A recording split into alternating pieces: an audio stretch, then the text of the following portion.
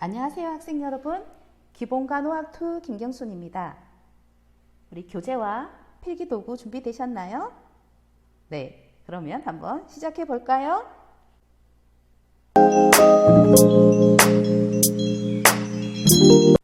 이번 2주차에서는 경구투약과 국소투약에 대해서 보겠습니다. 네, 조금 감이 아직 안 잡히시죠? 네, 그래서 시각화하는 게 중요해서 그림을 좀 가져왔고요. 한번 볼게요.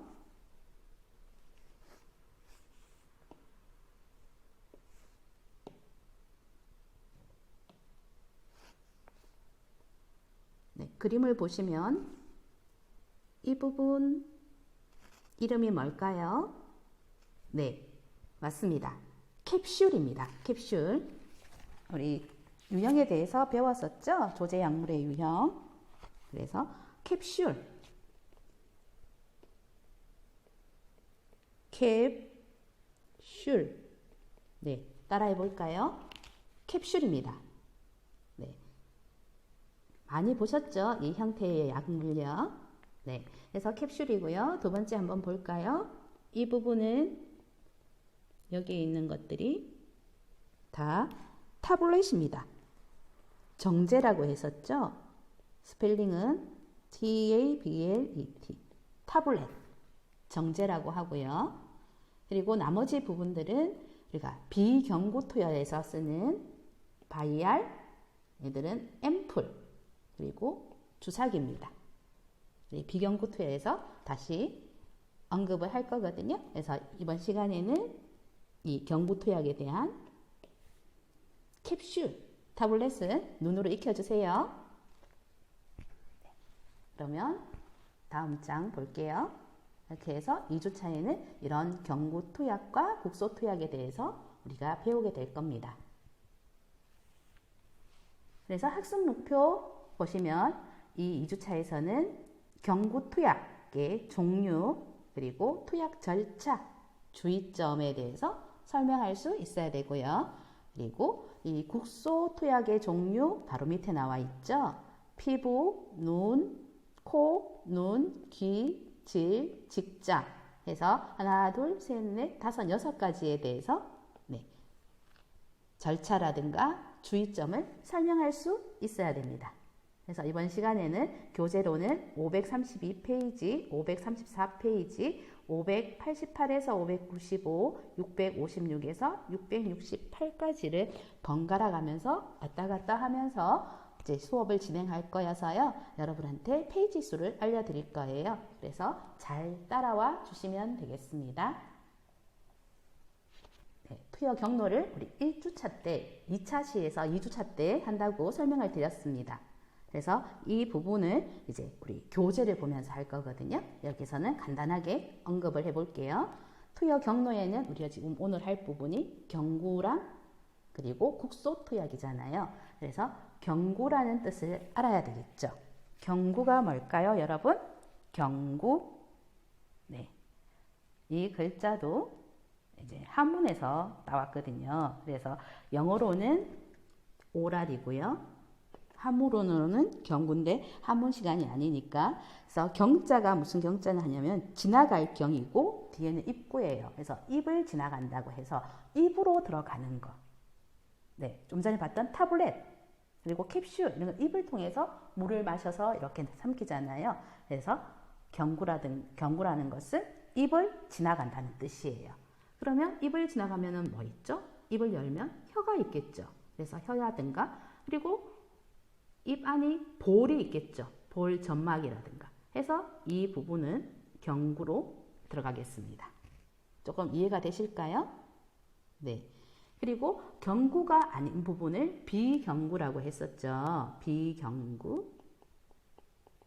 네. 비경구가 우리 책에 피와 비내 근육 정맥 주사로 해서 이것은 다음 차시부터는 하나하나씩 또 따로 공부를 하실 거거든요. 그리고 나머지 부분 하면 요게 남았죠. 네, 이 부분이 지금 오늘 할 국소투약이 되겠습니다. 국소투약. 네, 조금 나눠지는 게 이해가 되실까요?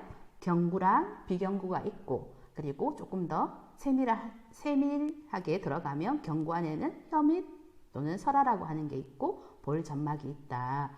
그리고 그 이외에 다른 부분이 국소투약이다. 네. 그리고 그러면 이 흡입하는 이 부분이 좀 남았네요. 이 부분도 흡입, 이제 이날레이션, 네블라이저 많이 하는 거거든요. 이 부분도 이제 입을 통해서 이렇게 들어가기도 하고 코로 이렇게 들어마시기도 하기 때문에 경구라고 하기는 좀 그래서 이거는 따로 흡입이 나와 있습니다. 이렇게 해서 이번 시간에 배울 부분은 이 부분까지, 네, 흡입까지를 이번 시간에 배우게 되실 겁니다. 그래서 경구 있는 부분, 그리고 국소투약. 그래서 이 부분은 국소투약으로 보면 되겠네요. 같이 흡입도. 그래서 532페이지입니다. 경구투약. 보이시나요? 지금 얘가 고양이로 보이죠? 네, 고양이가 입을 쫙 벌리고 있죠. 그래서 경구는 입을 지난다. 입을 통과한다. 그래서 경구투약. 그러면 교재로 돌아가 볼까요? 네, 532페이지 준비해 주세요.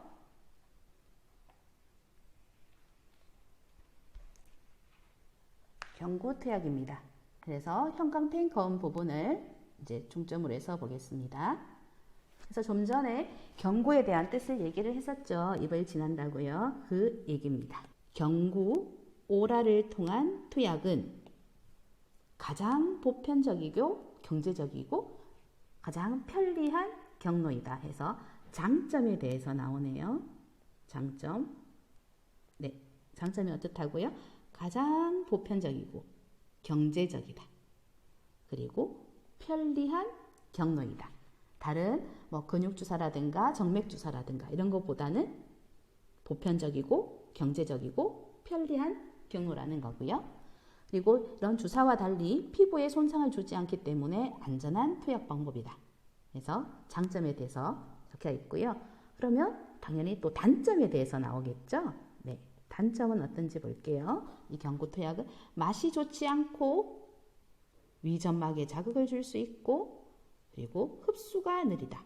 정맥주사 혈관으로 바로 가는 것보다는 흡수가 느리겠죠. 그리고 위장관에서의 흡수가 불규칙하며 때로는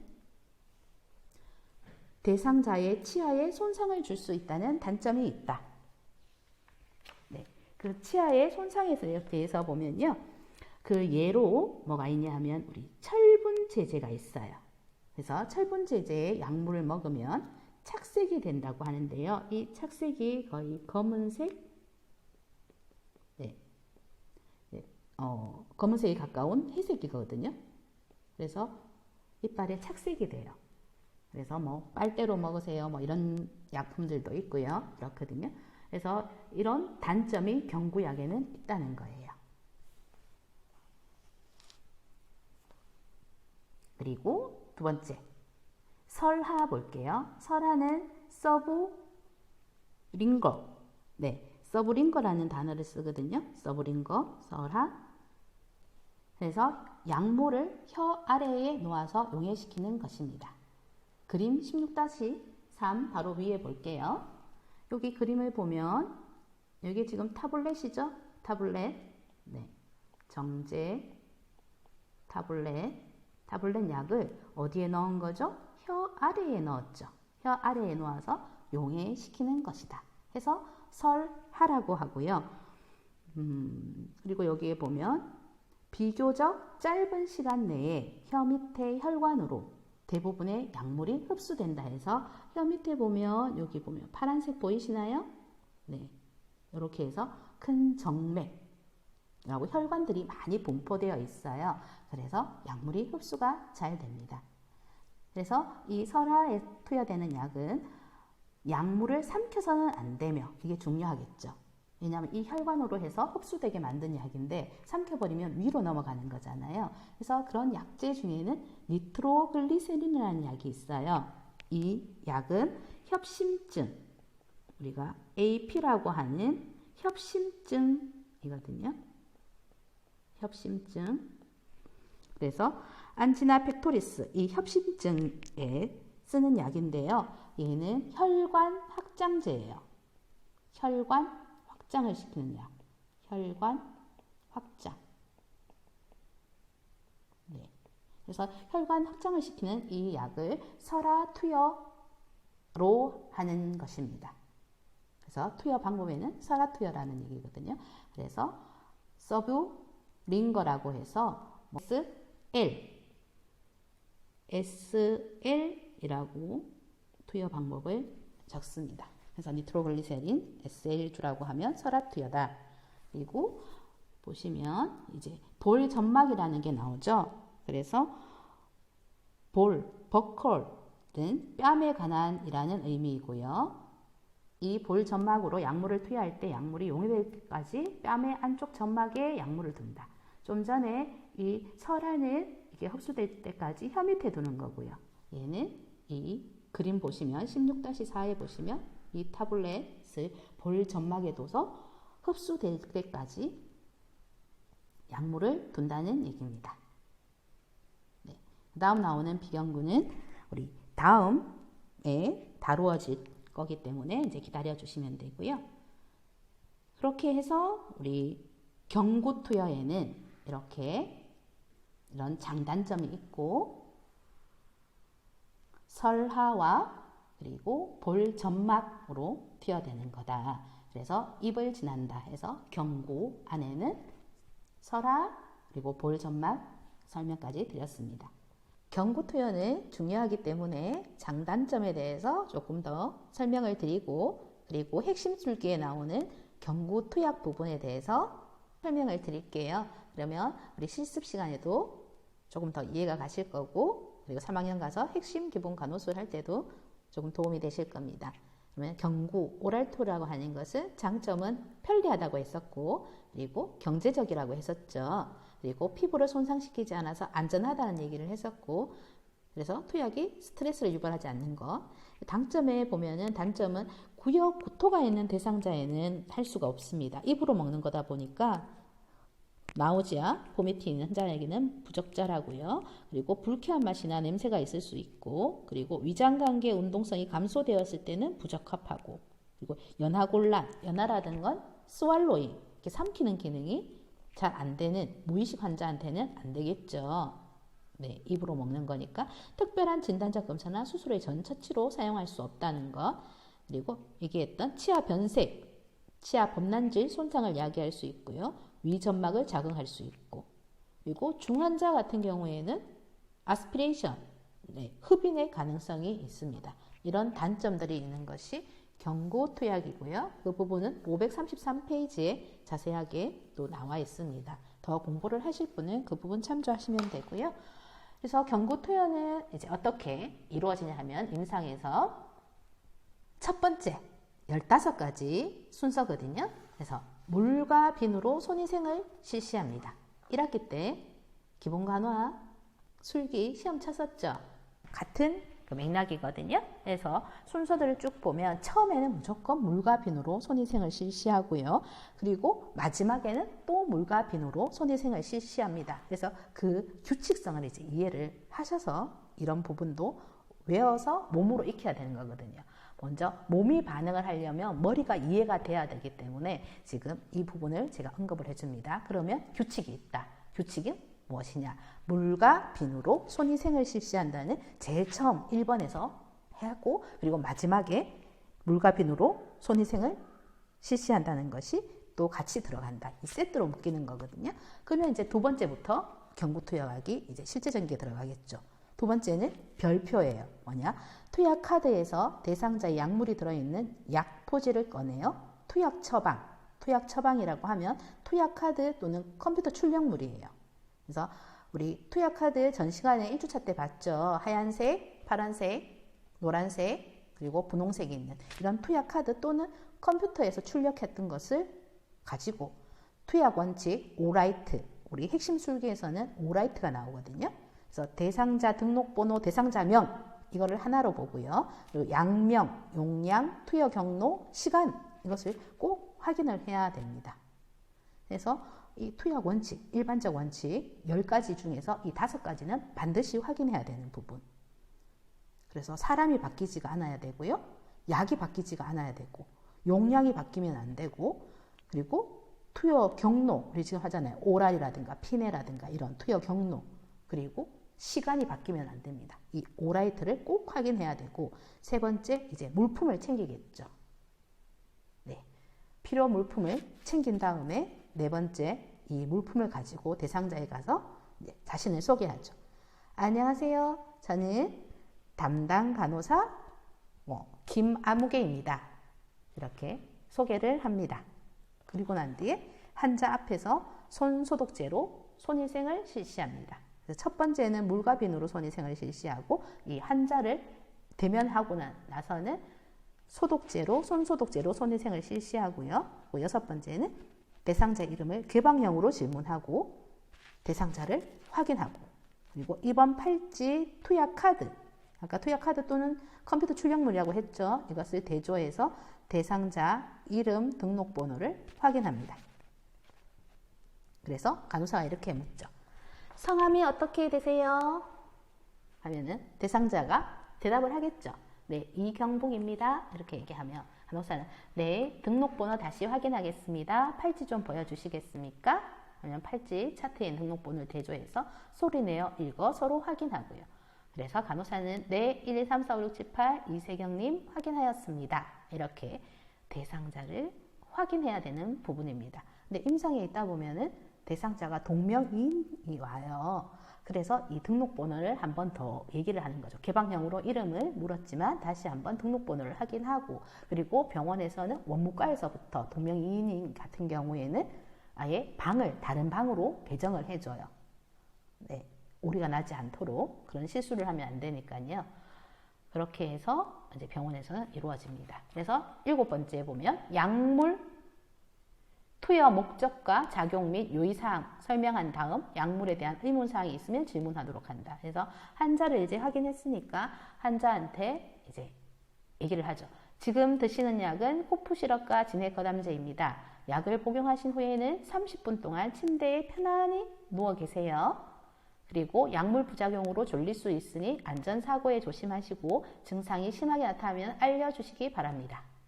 이렇게 해서 약에 대한 목적, 투여 목적, 작용, 유의사항, 그리고 의문사항이 있으면 질문하도록 한다는 것.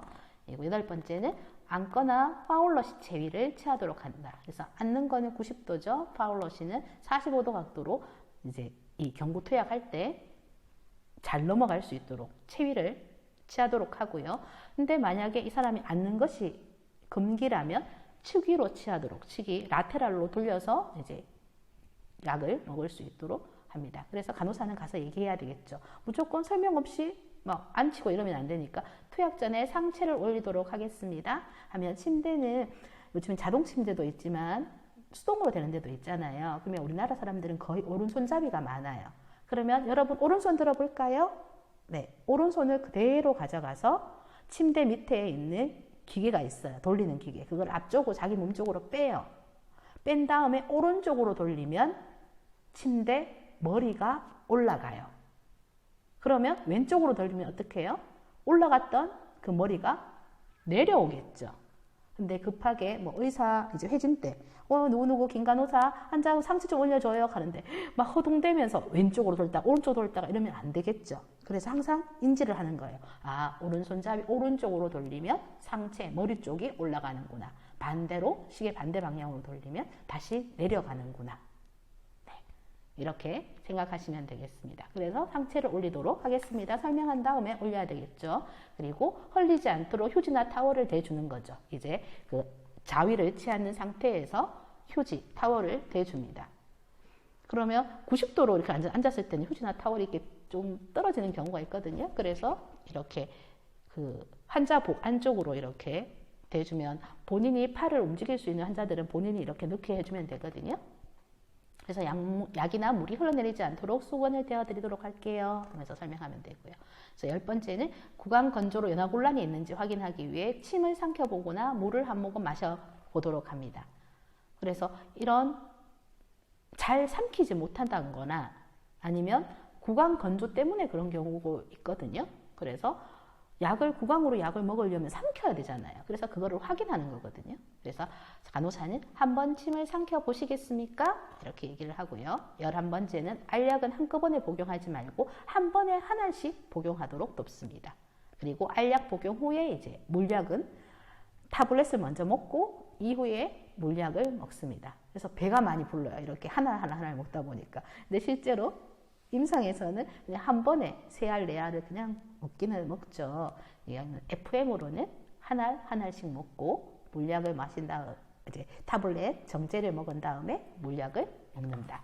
12번에는 약물을 다 삼킬 때까지 대상자 옆에 있으면서 약물 복용 여부를 확인하기가 어려우면 대상자에게 말을 시켜보거나 입을 벌려보도록 한다. 다 드셨나요? 약을 다 먹었는지 확인하겠습니다. 아 하고 입을 벌려주세요. 이렇게 FM대로 12번에는 있는데요. 실제적으로 입을 확인하는 것은 정신과에서는 그렇게 확인을 하는데 일반적으로는 잘 확인을 하기가 환자들이 기분 나빠하는 부분들이 있어서 목적에 대해서 얘기하고 아니면 말을 시켜보는 거죠. 그러면 안에 약이 남아있으면 이제 조금 말이 어둔하니까 그런 부분을 체크하시면 됩니다. 13번 투약 후에는 대상자가 편안한 체위를 취하도록 그러면 다시 침대를 내려드릴까요? 아니면 환자들은 보통 아니에요. 그냥 좀 앉아 있을게요. 이렇게 얘기하거든요. 그래서 편안한 체위를 취하도록 도와주고 그리고 14번이 물과 비누로 손을 씻는다. 그리고 마지막에는 기록해야 되겠죠.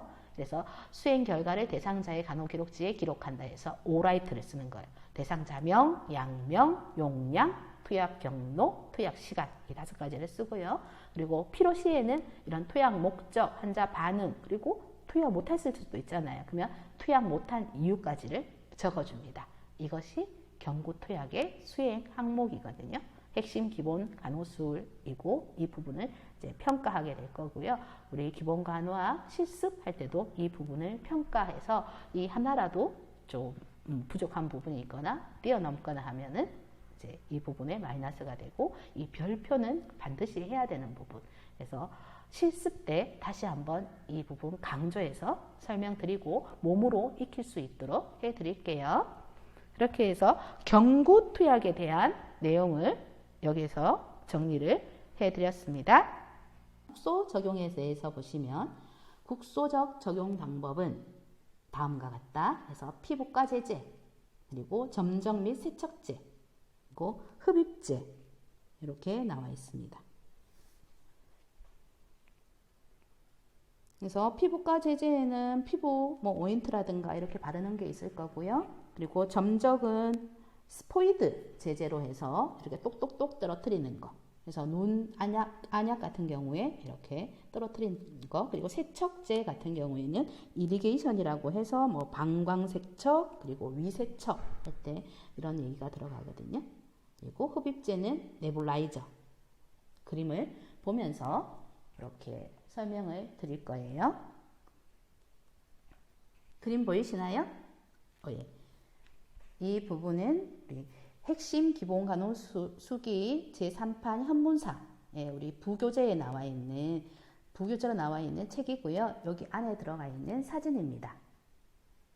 그래서 분무기 좀 전에 얘기했던 흡입제 있었잖아요. 흡입제 네뷸라이저라고 했던 그 분무기고요. 이 A는 이 분무기 네뷸라이저 이 본체거든요. 이 본체가 여기 안에 통에 들어져 있어요. 네. 그리고 얘는 이제 일회용으로 해서 나오는 경우도 있고요. 그리고 또 재사용하는 경우도 있고. 네, 그렇습니다. 그래서 재사용할 때는 이 라인들을 소독해야 되겠죠. 네. 그래서 식초를 넣은 소독수에다가 담궈서 이 부분을 말려서 다시 쓰거든요. 그러면 이 기계 본체에 얘가 연결이 될 거고요.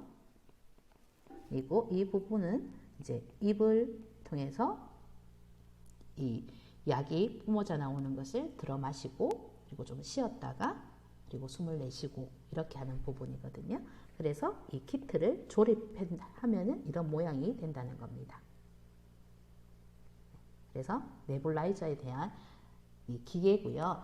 이 기계는 병원에 따라서 조금씩 다르게 생겼어요. 그래서 우리 비에스트 기계도 실습실에서 하는 거랑 병원에서 하는 게 다르거든요. 같은 경우도 있고요. 근데 원리는 거의 비슷하기 때문에 금방 익히실 거예요. 그래서 처음에 할 때 한 가지를 제대로 알면 나머지 부분들을 알 수 있는 부분입니다. 그래서 왼쪽 A에 대한 거는 이런 분무기라는 거고, 그 분무기 안에 이런 본체가 들어가 있고, 그리고 이 오른쪽에 보이는 거는 이제 조립해서 키트를 해서 환자한테 적용하는 것입니다. 그래서 이 부분에 대해서 뒤에서도 또 나오겠지만 조금 설명을 하자면요. 네. 설명을 듣고 또 교재를 보시면 더 쉬울 것 같아서요. 여기 보면 정량식 흡입기 흡입 방법이 있어요. 그래서 얘를 지금 손을 거꾸로 잡은 거거든요. 그래서 흡입기를 거꾸로 잡고 흡입구를 입에서 2에서 3cm 보이시나요? 여기 띄운 거리 그래서 2에서 3cm를 떨어진 곳에 두고 흡입 그리고 흡입구를 입술로 물고 흡입한다. 네, 이 부분 입술로 물고 흡입하고요. 그리고 스페이서를 부착하여 흡입한다. 스페이서는 앞에 이 스페이서를 부착한다. 통을 부착한다는 얘기거든요. 이 통을 스페이서 해서 통을 부착해서 여기가 하나가 더 있죠. 이 그림에 비해서 여기는 뭔가가 다른 게 있잖아요. 그래서 이게 스페이서 부착하여 흡입한다 하는 그림입니다. 네, 그러면 다시 교재로 들어갈게요. 그래서 좀 전에 보았던 그 그림이 분무기 네뷸라이저 얘기였거든요. 그래서 흡입제는 그렇게 해서 흡입하는 겁니다. 이제 588페이지로 넘어갈게요. 준비해 주세요. 588페이지. 국소투약에 대해서 보겠습니다. 좀 전까지는 경부투약에 대해서 봤고요. 이번에는 국소투약. 그래서 국소투약은 토피컬 메디케이션, 우리 약물에 대해서 했었던 메디케이션도 나오죠. 그래서 토피컬 국소투약은 피부나 눈, 귀, 코, 질, 항문, 이번에 배울 눈, 피부, 눈, 귀, 코, 질, 항문 등의 점막에 국소적으로 적용됩니다. 그래서 피부를 통한 투약은 경피 투약, 우리 펜타닐 패치 얘기했었죠. 1주차 때. 그래서 경피, 피부에 파스처럼 붙이는 거예요. 근데 투명한 필름이라고 얘기했었죠. 네, 그런 경피 투약이라고 한다. 피부를 통한 것은요. 그래서 경피 패치가 있다. 그래서 이 경피 패치에는 니트로글리세린 패치, 에스트로겐 패치, 니코틴 패치 이런 것들이 이제 붙이는 게 있는데요. 니트로글리세린은 앞에서 얘기했었죠. 혈관을 확장하는 안지나 팩토리스 협식증이 있을 때 쓴다고 얘기했었고요. 에스트로겐, 프로게스테론은 어디서 배웠나요? 네, 여성 호르몬이죠. 네, 여성 호르몬에 대한 어떤 그런 거 붙이는 거, 뭔가 불균이 왔을 때 붙이는 그거겠죠. 그리고 니코틴 패치는 혹시 들어보셨을까요? 니코틴? 네, 니코틴 하면은 담배에 들어있는 성분이죠. 근데 이 담배에 들어있는 성분을 왜 붙일까요? 네, 뭐냐면 이제 금연하는 사람이에요. 그래서 만약 이제 그 10년, 20년을 지금 담배를 피운 사람이 하루아침에 담배를 끊기가 힘들어요. 그러면 어떻게 할까요? 그 담배를 끊기 힘들다는 거는 중독 때문에 그랬거든요. 그래서 일정하게 그 혈액 속에 이 니코틴 성분이 있어줘야 되는데 없으니까 막 손을 벌벌벌 떨고 그리고 계속 머릿속으로 오면은 이 담배 생각밖에 없고 그리고 뭐 불안하고 이런 증상들이 나타나거든요. 그러면 일정하게 이제 얘기했던 우리 그 펜타닐 패치에서도 100 마이크로그램, 뭐 50 마이크로그램 용량이 있었잖아요. 처음에는 고용량이 들어있는 니코틴이 들어있는 패치를 몸에 붙여서 혈액 속에 일정하게 농도를 유지하다가 조금씩 이제 감량하면 되겠죠. 그러면 나중에는 이런 그런 금단 증상 없이 이제 담배를 끊을 수가 있습니다. 그래서 담배 끊을 때 많이 하는 게 이 니코틴 패치고요. 지금 보건소에서 가서 상담받고 하면은 이제 금년 프로그램에 들어가면은 이 니코틴 패치를 주거든요. 그래서 금년 패치 그리고 금년 껌 뭐 이런 것들을 주고 있습니다.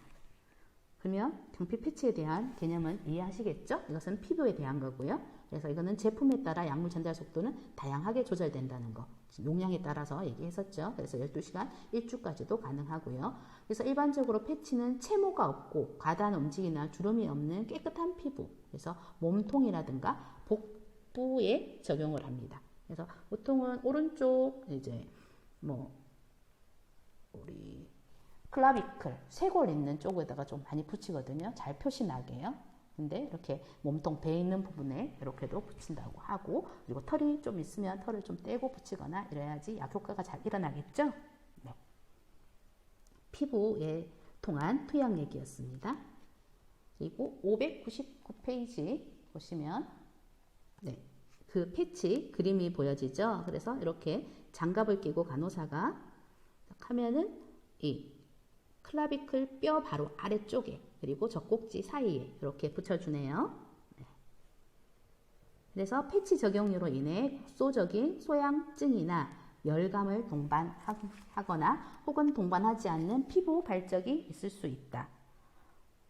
이거는 부작용 정도 되겠죠. 그래서 패치 적용으로 인해서 이런 가려움증, 소양증은 가려움증, 그리고 열감은 후끈후끈거리는 거 이런 거고요. 그래서 이런 거를 동반할 수도 있고 아니면 동반하지 않는 피부 발적이면 레드니스, 붉게 되는 거죠. 네, 발적이 있을 수 있고 이렇게 계속 붙이다 보면은 알레르기성, 접촉성 피부염이 나타날 수 있다. 네. 그리고 이런 피부 자극을 예방하기 위해서 패치는 정기적으로 교환해 줘야 되고, 그리고 계속해서 패치를 적용할 때는 다른 부위에 돌아가면서 붙이고 이렇게 하면 되고요. 패치를 이제 떼어냈을 때는 어떻게 해야 될까요? 네, 이 제거된 패치는 여기 보면 약 성분이 함유된 면을 안쪽으로 해서 이렇게 반으로 접습니다. 그래서 폐쇄 용기에 담아 어린이나 애완동물이 미치지 않는 곳에 잘 버려야 되겠죠. 그래서 파스도 이렇게 떼면은 안쪽이 접착력이 있잖아요. 그래서 안쪽으로 반으로 이렇게 접는 것처럼 이 패치도 약물이 마약 성분도 있고 조금 전에 얘기했던 니코틴 패치도 있고 이런 거는 아이들이나 애완동물한테 영향을 끼칠 수 있기 때문에 이렇게 반을 접어서 버려주시면 되겠습니다. 그래서 피부약 도포 보시면 피부약에는 이제 이런 연고라든가 이고 고약 같은 거거든요. 그래서 크림, 로션, 파우더 이제 이런 것들이 있는데 이제 16-1 피부과 적용에 관한 실무 지침을 참조한다. 해서 실무 지침은 보시면 네, 다음 페이지네요. 실무 지침을 한번 보고 갈까요?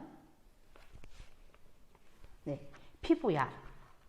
그래서 이 부분도 우리가 조제 약물의 유형에 대해서 할 때 한 번은 언급을 했었거든요. 근데 그때는 어떤 것들을 이제 파우더라고 하고 현타액이라고 하고 크림이라고 하고 에어로졸 스프레이라고 한다 이런 얘기를 했었고, 여기는 이제 적용하는 거죠. 어플라이. 네. 이런 것들을 적용하는 실무 지침입니다. 그래서 볼게요. 이 파우더 가루였죠. 파우더는 건조한 상태인지 확인하고 주름이 있는 곳은 펴고, 그리고 적용 부위에 얇은 층이 생길 때까지 파우더를 뿌린다. 그리고 지시가 있으면, 의사 지시가 있으면 그 위에 드레싱을 덮어준다 해서 파우더 뿌리는 거, 베이비 파우더 이런 거 생각하시면 되겠죠. 그래서 파우더고요. 그리고 서스펜션 베이스드 로션에서 현탁액이라는 게 있었잖아요. 현탁액은 그 물속에 안에 작은 입자들을 해서 잘 섞어주라고 했었죠. 그래서 그 현탁액에 있는 게 사용 전에 여기도 나오죠. 용기를 흔든다. 그래야지 그 약이 잘 섞이니까. 그리고 작은 거즈나 패드 위에 소량의 쿠션을 떨어뜨린 후 채모가 나 있는 방향에 따라 피부를 두드리면서 로션을 바른다 해서 톡톡톡톡 맨소르담 이런 거 생각하면 될까요? 네, 그래서 피부에 지금 바르는 그런 로션입니다. 그리고 크림, 연고, 이고, 오일 로션은 이런 거 크림 제제, 연고, 우리가 보죠. 연고 많이 보고. 이거는 고약 같은 건데 여러분 세대에서 봤을지 모르겠네요. 찐득찐득한 거거든요. 그리고 오일 로션 이런 거는 장갑을 낀 손을 부드럽게 따뜻하게 하여 이제 바르게 하는데요.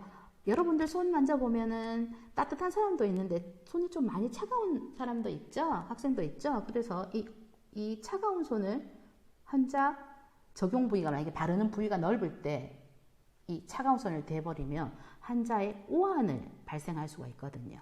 그래서 우리 몸은 항상성을 유지하려고 하기 때문에 내 몸은 36.5도예요. 근데 차가운 손이 닿였어요. 그러면 이 몸은 조금 기온이 떨어지겠죠. 차가우니까. 그래서 몸에서는 열이 나게 되거든요. 그래서 그 열이 나기 전에 해당되는 게 이 오한, 칠링 사인이에요. 그래서 간호사는 장갑을 낀 손을 부드럽게 따뜻하게 하라는 얘기입니다. 이해되시죠? 그래서 이런 것들을 이제 피부 적용 어플라이 할 때는 그렇게 해주고, 그리고 대상자에게 약물을 바른 후 피부가 번들거릴 수 있다 하고 설명하고, 그리고 의사의 지시가 있으면 이 파우더처럼 그 위에 멸균 드레싱을 덮어줄 수도 있다. 네. 그리고 에어로졸 스프레이 볼게요. 우리 뿌리는 파스 생각하시면 된다 했죠. 지금 피부에 대한 적용에 대해서 얘기를 하고 있습니다. 그래서 내용물이 잘 섞이도록 얘도 용기를 흔들어주고, 그리고 부위의 거리를 보통 15에서 30cm의 거리를 두고 쫙 뿌립니다. 그래서 스프레이 용기를 갖다 대면서 흉부 이쪽이나 목에 뿌릴 경우에는 얼굴을 수건으로 덮어줍니다. 우리 미용실 가도 이렇게 수건 덮어서 이렇게 하는 경우 있잖아요. 이렇게 칙칙칙 뿌릴 때 같습니다. 그래서 스프레이를 뿌린다. 이게 에어로졸 스프레이고, 그리고 패치, 펜타닐 패치, 니코틴 패치, 그리고 아까 얘기했던 여성 호르몬, 에스트로겐 패치, 이런 것들은 채모가 없이 깨끗하고 건조한 부위를 이제 선택해서 무조건 약들은 여기에 나옵니다. 이 설명서를 보고 해야 돼요. 그래서 우리가 매뉴얼이라든가 설명서, 그리고 전자제품, 저는 전자제품을 사면 거의 뭐 몇 년, 몇 월 며칠, 그리고 가격이 얼마였고, 그리고 언제 들어왔는가를 표시를 하거든요. 그래야지 나중에 이렇게 찾아서 또 볼 수가 있으니까요. 그래서 약도 이런 설명서를 잘 따른다는 거. 그래서 그 보호용 비닐을 벗기면 투명하게 나온다고 했죠. 그래서 접촉면이 손이 닿지 않도록 조심하면서 거기를 붙이고, 그리고 손바닥으로 10초 정도 단단히 눌러주고, 그리고 순환이나 흡수율이 증가되지 않도록 하기 위해 대상자에게 적용 부위에 온열 패드를 대지 않도록 해야 된다. 이게 온열 패드, 핫팩은요, 혈관을 쭉 늘리면서, 그리고 뭐 피부, 땀구멍도 이렇게 늘리겠죠. 그러면서 그 약이 흡수가 더 많이 돼버리는 거예요. 그래서 이 부위에 온열 패드를 대지 않도록 설명하는 게 중요합니다. 적절한 시간에 패치를 떼어낸 후 약이 묻어있는 면이 앞에서 얘기했듯이 반으로 접어서 버리도록 하는 것이 피부 약 적용의 실무 지침입니다. 다시 앞으로 넘어가서, 그래서 피부약 도포에 대한 실무 지침을 봤고요. 앞부분의 내용은 간호사는 피부약을 적용할 때 장갑을 껴야 한다는 거고요. 이 개방 상처가 있을 경우 이 부분은 환자 측면이죠. 환자한테 개방 상처가 있을 경우에는 항상 외과적 아주 아셉틱하게 이제 무균수를 이제 적용하면서 피부약을 도포해야 하는 것입니다. 그러면 안약 투여 보실게요. 안약 투여는 656페이지에 보면 이제 실습 16-16에 대한 부분이거든요. 그래서 이론적인 강의를 하고 또 실습이 있는 부분을 보는 겁니다. 이렇게 진행을 할 거고, 그리고 눈 예쁘죠? 외국 여자 눈이네요. 일단 한 타임 쉬어가는 걸로 해서 눈 운동을 조금 해볼까요? 일단 지금 모니터 보시는 학생들도 있을 거고, 그리고 휴대폰을 보는 학생도 있을 겁니다. 일단 조금만 모니터에서 떨어져서 눈을 그대로 턱을 앞쪽으로 당긴 상태에서 눈을 정면으로 한번 보고요. 위로 한번 떠볼까요? 이렇게 머리는 움직이면 안 돼요.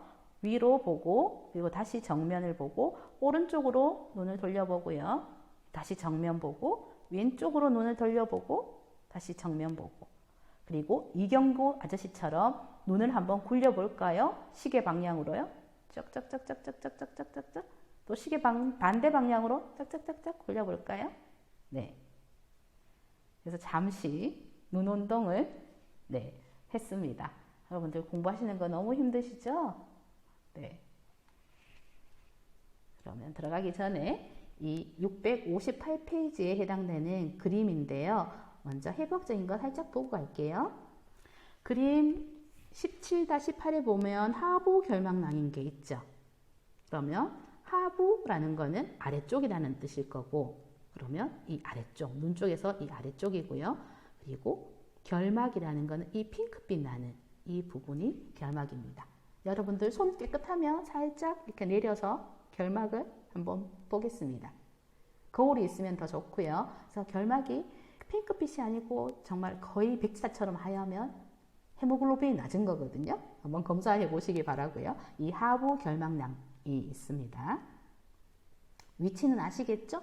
눈은 양쪽에 있으니까 양쪽으로 다 있고요. 그리고 내안각이라는 얘기가 있겠죠? 그러면 외안각도 있겠죠?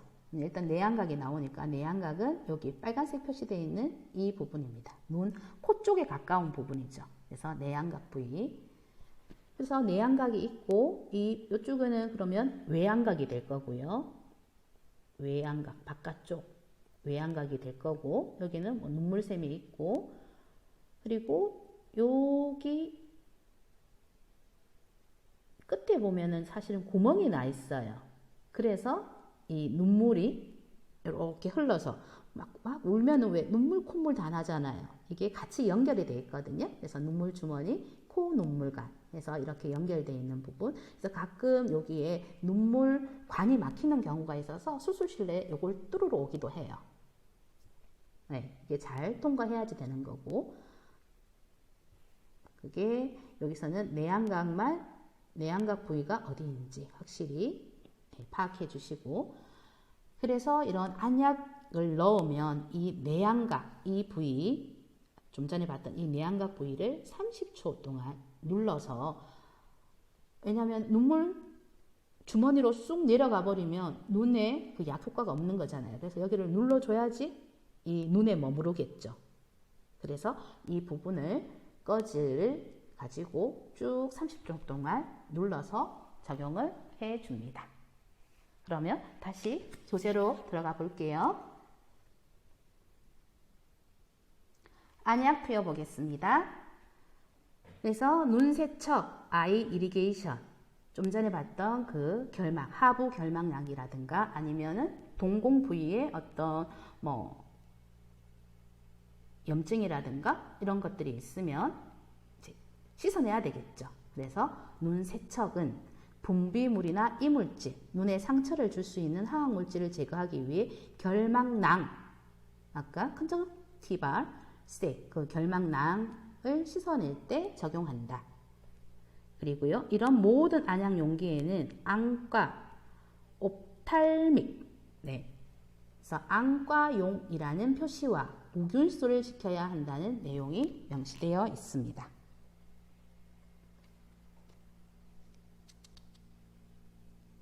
넘어가서 590페이지 보시면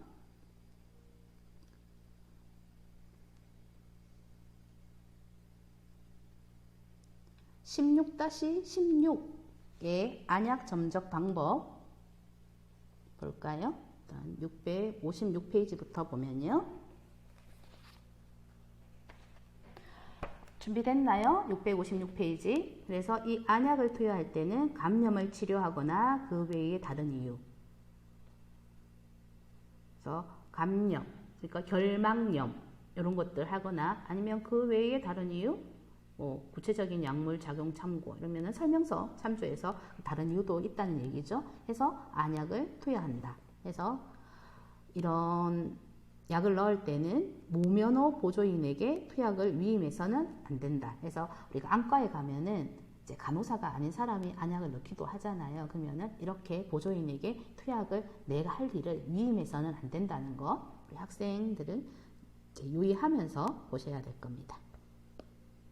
그래서 16-16 보면은 아까 그림 봤던 거 기억하면서 볼게요.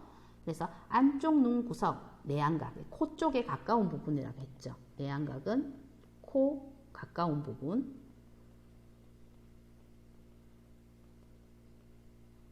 그래서 코가 있고요. 눈이 이렇게 있죠. 네. 그러면 내안각은 어디라고요? 네, 요 부분, 요 부분. 네. 이 내안각에서 바깥쪽 눈 구석으로 닦아준다. 그래서 세척액 생리식염수를 이제 적신 이런 멸균 솜으로 어떻게 닦는다? 여기 안에서 바깥으로 닦는 거예요. 안에서 바깥으로. 그래서 꺼즈를 가지고 안에서 바깥으로 닦아줍니다. 이 이유는 여기 근거가 있죠. 근거. 왜 그렇게 해줘야 되냐 하면 바깥쪽으로 닦으면 다른 쪽 눈과 눈물샘이 오염되는 것을 예방할 수 있다. 그래서 여기서 안에서 바깥으로 닦고 안에서 바깥으로 닦으면 이 눈하고 이 눈은 별개로 이제 될 수가 있다는 거죠. 그래서 다른 쪽 눈과 눈물샘이 오염되는 것을 예방할 수 있다. 이해되실까요? 여기 보시면 점적기는 하부 결막낭에서 1, 2cm 위에 놓이게 한다. 점적, 스포이드 같은 아니면 우리 안약 넣는 거 있죠? 네, 안약 넣을 때 이것을 1, 2cm 위에 놓게 하고요. 그리고 하부 결막낭 위에 튜브를 잡고 결막낭의 안쪽 눈 구석에서 바깥쪽 눈 구석으로 이제 안연고를 2cm 정도 짜 넣는다. 그래서 이 윗부분은 액체고요. 액체. 그래서 스포이드 같은 점적기를 이용하는 거고 이거는 안연고예요. 안연고.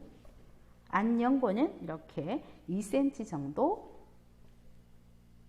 안쪽 눈 구석에서 바깥쪽 눈 구석으로 짜 넣는다는 겁니다. 원리는 똑같죠. 그래서 닦는 거랑 이 멸균된 아까 솜으로 멸균 솜으로 안에서 내안각에서 바깥으로 닦아냈잖아요. 그래서 이것처럼 이 연고도 안에서 바깥으로 짜주라는 얘기예요.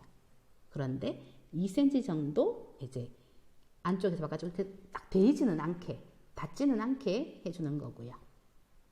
닿으면 그 다음에 못 쓰잖아요. 똑같이 안연고도 그렇고 그리고 이제 점적하는 이제 안약 넣을 때도 그렇고 해서 이렇게 조금 띄워서 이렇게 넣는 겁니다. 그래서 그 부분이 지금 그림이 잘 나와 있어요. 다음 슬라이드 658페이지입니다. 네, 보이시나요? 그래서 하부 결막량의 액체, 약점적 액체. 그래서 이렇게 띄워서 하는 거 보이시죠? 네. 그리고 하부 결막낭의 안연고 이렇게 띄워서 내안각에서 외안각 쪽으로 이렇게 짜 넣는다. 2cm 정도 연고가 나오게 짜 넣는 거고요. 그래서 액체 안약의 경우 코 눈물관 위를 30초 이상 단단히 눌러주거나 단단히 누르고 있으라고 지시한다. 해서 앞에서 그림으로 보면서 설명드렸죠?